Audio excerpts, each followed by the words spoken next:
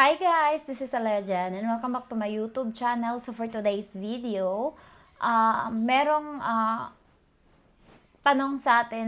merong tanong sa akin sa Lorna Ladion. So mega love shout out sa iyo. Ang tanong niya is kapag ba daw day off, kailangan ba daw magtrabaho? So depende sa amo, okay? Hindi nakadepende sa katulong. And depende din sa katulong kung nasa iyo kung sanayin mo yung amo mo na every time na magde-day off ka is magtatrabaho ka pa sa kanila. Ganun kasi yon. So, sa akin kasi, hindi ko sinanay yung amo ko sa ganyan. Ang ginagawa ko lang nung bago ako is, yun nga, kapag day off ko, mag-iinit ako ng tubig sa heater, and then linisin ko lang yung baso nila. Ganun lang yung ginagawa ko. Tapos, pasok na ako sa kwarto. Or kaya lalabas ako. So, nung bago ako, hindi ako nagpapakita sa kanila kapag lumalabas ako. Lumalabas ako kaagad. Ayoko silang makita kasi ayoko nga na baka may iutos pa sila sa akin pag nakita nila ako. Kaya, hindi talaga ako nagpapakita kapag day off ko. May ibang, pagkahapon naman pala, pagkadating ko is wala sila sa bahay. And ang ginagawa ko is, kapag wala sila sa bahay, diretso ako pasok sa loob. And then, refill uli ako ng tubig sa pitchel para inumin nila. And then kapag may kalat sila, lilinisin ko. Kapag may mga damit yung bata dyan na nagkalat sa sofa, is tutupiin ko. And yung ano naman, yung mga, halimbawa, nagkape sila or ano, kumain sila dyan. So, hugasan ko. And pagkatapos nun, pasok na ako agad sa kwarto. Pero kapag nandyan sila, tapos hindi mo na ako pumapasok. Kapag nandyan sila sa bahay, hindi mo na ako halimbawa dumating ako alas 5, pagkita ko na, kasi yung mga tsinelas namin or yung mga sapatos namin, hindi yan pinapasok sa bahay. So, sa labas lang siya. Kaya malalaman mo kaagad kung may tao sa bahay, kung nandyan sila or wala. Kasi nga, wala sila. May sapatos sa labas kapag nandyan sila. So, kapag tingin ko na meron, and hindi mo na ako pumapasok sa bahay, nandun ako sa fire exit, sa may hagdan, umupo ako doon, tambay muna ako. Tapos sinisilip-silip ko kasi minsan lumalabas uli sila kasi kumakain sila doon sa terrace ng amo kong lalaki. So malapit lang kasi yung bahay doon, kumakain sila, lumalabas. Kaya tambay muna ako doon hanggang alas 6, hanggang alas 7. So kapag alas 7, nandyan pa din sila, papasok na ako. Pero minsan 6:30 lumalabas na sila ng bahay kasi nga hahapunan doon sila sa bahay ng matanda. So, ayun yung tekniko. Para ayoko kasi nang inuutusan ako, lalo na kapag nandyan yung bata, gustuhin niya na maglaro ako sa kanya and hindi mo mahihindian ba. Pero yung ibang amo guys is malala. Nagpapalaba pa sila sa mga katulong nila, pinapatupi pa nila, nagpaplansya, ganyan. Depende talaga sa amo. Merong iba na bago ka umalis, ipagluto mo pa sila, paghain mo pa sila, ganun. May mga amo kasi na kapag day off is nasa bahay lang. Yung amo ko kasi hindi. Kapag day off ko or kapag linggo, yun yung time na lumalabas sila ng bahay, yun yung time na nag-enjoy sila sa labas. Kasi nga, Monday to Friday, nasa bahay lang yung amo ko, ano lang siya, diyan lang. So, kapag yun, nagsha-shopping sila, alam nyo yun, nag-iikot-ikot sila. Parang family day nila yun. So, ang ano lang talaga is, ang kagandahan lang sa amo ko kasi wala siya dyan. And kapag Saturday, Sunday, may mga activity yung bata. Halimbawa, kapag Saturday, meron siyang math class, ayan. Meron din siyang Chinese class. Kaya, tapos pagka Sunday naman, meron siyang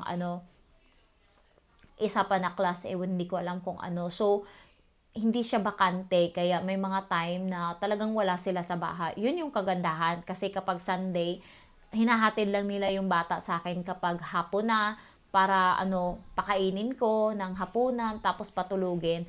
Kapag Saturday naman, wala talaga sila buong araw dyan. Babalik lang sila minsan pag hapon, tapos aalis din naman sila. And kaya hindi ako nautusan.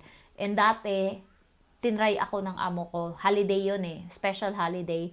So parang Martes yun. Ang ginawa, pinabitbit niya sa bata yung tinapay. Pagdating, sabi agad ng bata sa akin, Jen, di ba day off ko bukas, wala akong pasok bukas, sabi niya ganun. Wala ka ding pasok, sabi ganun ng bata. Alam mo yung kinausap na ng mama na ganun yung gagawin. Sabi niya, pwede ba na pakainin mo ako bukas ng almusal? Sinagot ko siya, hindi pwede kasi aalis ako bukas. Maliligo ako, kasama ko yung kaibigan ko. Tapos, hindi na, parang yung bata paiyak, bakit ganon? Gusto ko ikaw yung magpakain sa akin. Gusto ko basahan mo ako ng libro sa almusal. Sabi ko, maaga ako alis. So, hindi ko siya sinanay. Tapos yung amo kong babae nakatingin sa akin. Siguro, kasi ganun yung ginawa nila eh, yung kapatid ng amo ko. Ganun yung pinapagawa nila sa katulong nila. So, sa umaga kapag day off niya, is pakainin niya muna yung bata ng almusal bago siya umalis. So, kailangan niya munang lutuan yan, antayin niya yung bata magising, pakainin niya. Kaya, kahit day off niya, umaalis siya sa bahay alas 10 kasi yun yung rule ng kapatid ng amo ko. So, tinatry niyang i-apply sa akin kaso hindi umubra. Ang ginawa ko, sabi ko, hindi, ako pwede kasi alis ako bukas. So, umalis ako maaga. Kasi nga may swimming talaga kami sa Saikong pa kami noon magsuswimming. And yung meet up talaga late pa ako eh. Kasi dumating ako doon 8:30 na. So, sunog talaga ako kasi naligo kami. Pag uwi ko sa bahay, nandun sila sa bahay. Tapos sabi niya sa akin, naligo ka? Sabi ng amo ko sa akin, naligo ka? Sabi niya, nag-swimming kayo? Talagang inaano niya ako kung totoo yung sinabi ko. Tapos pinakita ko sa kanya yung yung balat ko nung time na yun. Sunog na sunog talaga kasi walang sunblock. Tapos may nilakad pa kami na sobrang layo and sobrang init na sobrang sunog talaga. So, pinakita ko sa kanya yung balat ko na sunog na sunog. So, yun, naniwala siya. Tapos, nung time na yun, hindi niya na ako pinapakialaman. Hindi niya na sinubukan na sabihin ng alaga ko sa akin na kapag day off ko is pakainin ko muna siya bago ako umalis. Kasi, mamimihasa yan eh. Ano yan siya? Antayin mo na. Ganon yung pinapagawa niya sa akin dati. Alam niyo yung bago ako. Gumigising yung bata ng maaga. Tapos gusto basahan ko siya ng libro. Ang ginagawa ko sa kanya, nilalapag ko sa mesa yung tinapay niya. Tapos tubig. Nilalagyan ko siya ng tubig. Tapos tinapay. Tapos sabi ko, kumain ka dyan kasi aalis na ako. Hindi ko sinasanay. Kasi nga, pag nasanay yan, hindi mo na talaga maano. Yun yung problema sa atin. Kasi kapag tayo yung katulong, hinayaan natin sila na gamitin yung day off natin para magtrabaho, hindi na yan sila titigil. Abusado yung mga yan. Kaya kailangan alam nyo din sa sarili nyo na kapag day off nyo, kailangan tambay lang kayo. May ibang mga tao na kapag day off talaga nila hindi sila nagtatrabaho. Hayaan nila yung trabaho dyan. Bukas na nila yung ginagawa. So, mas maganda yung ganun. Huwag nyo sanayin yung amo nyo. Yung kaibigan ko is pinapaplansya pa siya, pinapaano pa siya. Kapag day off niya, pinapatupi, naglalaba pa siya. So, yun yung hindi maganda talaga na nakakapikon. Ayoko ng ganung trabaho. Kapag day off ko, kusang loob ko yun. Hindi mo ako pwedeng utusan. Tapos, may isa pa ako na kaibigan na kapag day off niya, yun yung time na nagchat-chat sa kanya yung amo niya na, ano ba yan, maraming madumi dito sa bahay. Kapag day off mo, sinisira yung day off mo. Sinisira yung araw mo, yung lahat ng hinaing niya sa buong linggo, sabihin niya sa day off. Ayoko ng ganyan. Yung amo ko kapag day off ko, wag mo akong i-chat kung hindi importante. Chat-chat lang ako niya ng amo ko, Jen, tingnan mo nga dyan kung yung wallet ng amo mong lalaki is nandiyan na iwan. Kasi nga, nasa labas na sila. Tapos minsan nakakalimutan ng amo kong lalaki yung wallet niya nasa loob lang ng bahay. Tapos yun, sasabihin ko na nandito, pinipicturan ko. Tapos yun na, wala. Hindi lang yan magchat-chat. Magchat-chat lang yan sa akin kapag importante. Pero kapag hindi importante, hindi. Minsan kasi hindi ko nire-replyan yan. Ayoko kasi na ginagamit nila yung day off ko. Kapag day off ko, doon kayo magchat-chat sa akin. Ayoko ng ganun. Nainis ako. Kasi parang, isang araw lang ako na pamilya ko yung kasama ko. Ayan. Kaya hayaan niyo ako. Kaya hindi ko talaga yan nire-replyan. Lalo na nung nalaman niya yan na ganyan ako. Nung yung katulong ng kapatid niya, nag-day off, tas hindi umuwi. Tas chat siya sa akin alas 9 ata. Jen, may Facebook ka ba ng katulong ng kapatid ko? Kasi nga hindi umuwi, ganyan.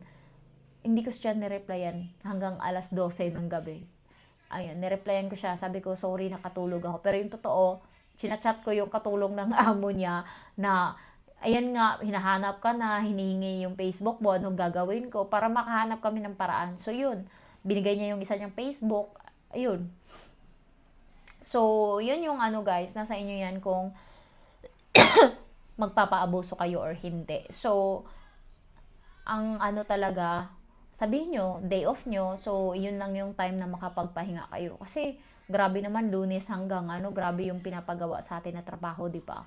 So, yun na lang yung time na masaya ka. Sabado lang yung time talaga na favorite ko or kaya Friday ng gabi yung pinaka-paborito kong araw sa Hong Kong. Kasi yun yung time na kapag Friday ng gabi, pwede akong magpuyat hanggang madaling araw kasi hindi ko naisipin kinabukasan kung gigising ako ng maaga. So, ayun lang guys. Thank you for watching and I miss you all. Bye-bye.